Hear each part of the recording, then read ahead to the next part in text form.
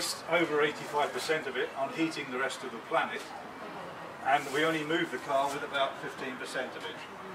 And that's really, as a former petrol head and rally driver, that's an awful thing. I think you actually move the person with about 1% of it. Right? Yes, yes, it's even worse.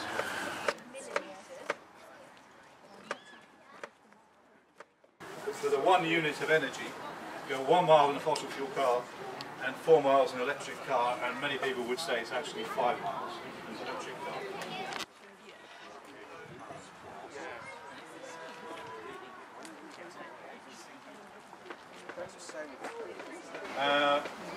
So, electric transport just makes sense because it's better.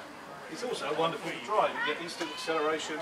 Most electric cars that I've driven are very perky in their performance.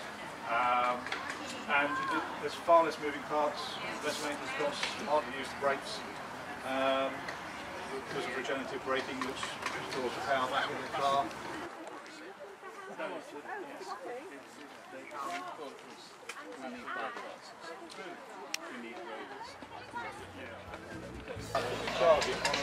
I got a picture of that. And I just wanted to make a point, electric cars are electric cars. So everything that's great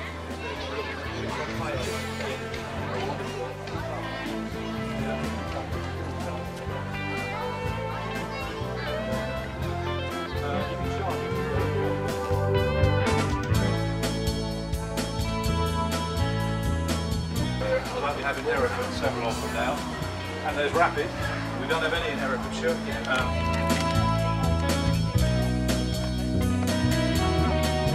Lobbied. I just sent a proposal to electricity, as any of you could. Charge point rollout. Today 11,500, 144 in the last 30 days, 2,000 rapids. This is just UK. That's the map with loads. There's a bit of a gap here, I suppose, in terms of density. That map's you're in Herefordshire, and actually it's very good in Herefordshire in comparison to, say, Shropshire or even Gloucestershire. Worcestershire's good. Powys is terrible. Yeah, so to get to here, I mean, there are a few more shown on here, but these sort of distances are quite doable. Destination charging in each market town, and for some reason Hereford Council is still providing it all free, which I think is a little daft, but they've done it and they've budgeted for it for 2 years, so they're doing it. They've just changed to this company, Chargemaster, which has mixed blessings, but I won't bore you with that. And future projects, yeah, we're trying to talk with some, we were talking about some EU funding, which is, would you believe, still possible. With covered car park areas, integrating solar power and EV charging networks for Herefordshire.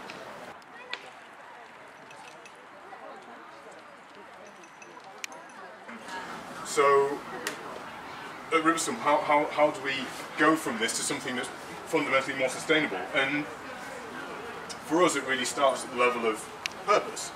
So, as a company, yes, we're not scared of saying, like, we want to make a profit. But for us, the purpose of the business is the kind of end goal, and profit is a means to help us deliver that purpose.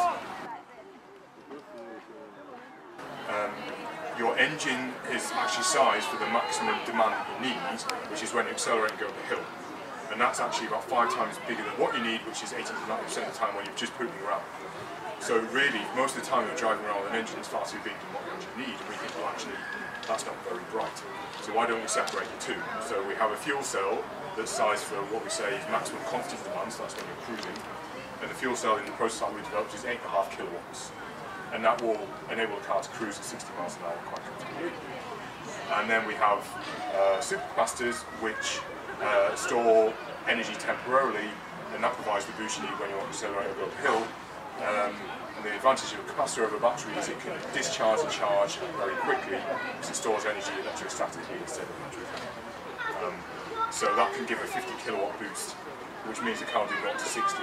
We've limited it to 10 seconds. We think it could actually get closer to 5 if we completely derange the powertrain.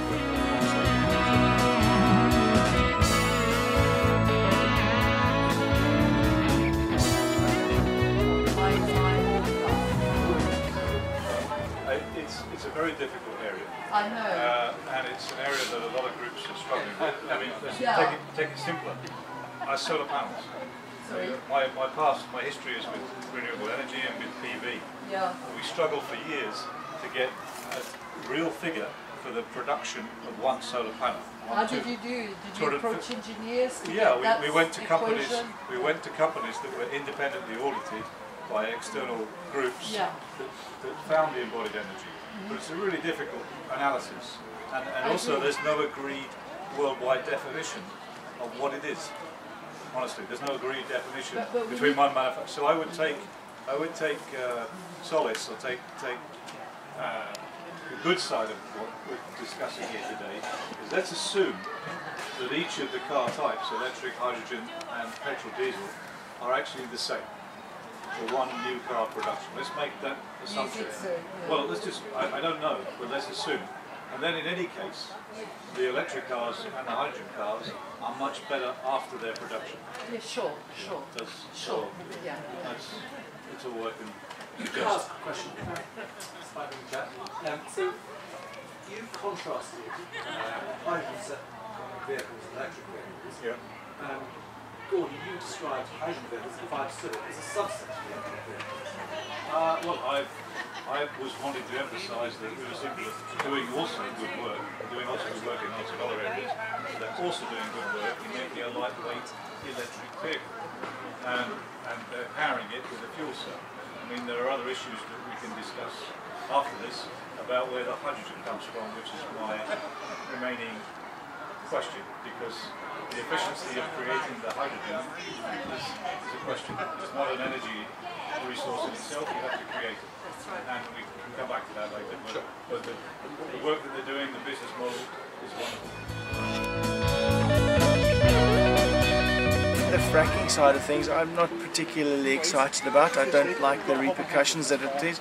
I don't like the possibility of the pollution and the polluting of the water, the underground water sources and things like that. The solar panels are there. They might not look as to some people as pleasing as others, but it's on the roof, it's generating, it's not causing anybody any harm. You're getting free power from the sun, which is, so far as we know, it's going to be shining for as long as we are around for. The fracking is only a limited amount of gas that's down there, and it's going to do more damage, I feel, to everybody around us, rather than, and it's only going to benefit a few people anyway. So I don't. It's a financial. We don't. Long term. No, I mean the States have had it on the go for much longer than we have, and their people are now starting to come up with side effects and poisoning and health problems and so on and so forth, which, I mean, we don't really want to get into that. We've got enough problems as we have over here anyway to deal with, rather than added man-made problems. Stick a few solar panels on their roof and save the planet, rather than destroy it by getting a whole pile of gas coming out.